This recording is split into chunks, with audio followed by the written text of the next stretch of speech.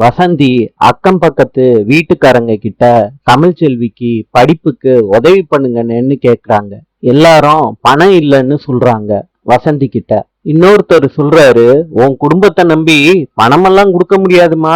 நிறைய பேரு சொல்றாங்க, நீங்களே ஒண்ணும் இல்லாம இருக்கீங்க, உங்களை நம்பி எப்படி பணம் கொடுக்கறது வசந்தி அப்படின்னு கேக்குறாங்க வசந்திய பார்த்து. வசந்தி வெறுத்து போய் வீட்டுக்கு வந்துடுறாங்க. தனம் கேக்குறாங்க, அம்மா யாருமே பணம் கொடுக்கலாட்டி எப்படிம்மா 1,00,000 ரூபாய பெரட்டி அக்காவை டாக்டர் ஆக்குறது? தமிழ் சொல்றாங்க, அம்மா எனக்கு ஒரு யோசனை தோணுதுமா.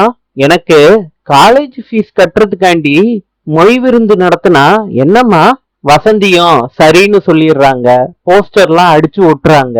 கருப்பும் தமிழ்ச்செல்விக்கு ஆதரவா ஆட்டோ ஓட்டிக்கிட்டே போய் தமிழ்ச்செல்வி படிக்க உதவி பண்ணுங்க, மொய் விருந்துக்கு வாங்கன்னு எல்லாரையும் கூப்பிடுறாரு கருப்பு. நாளை சந்திப்போம்.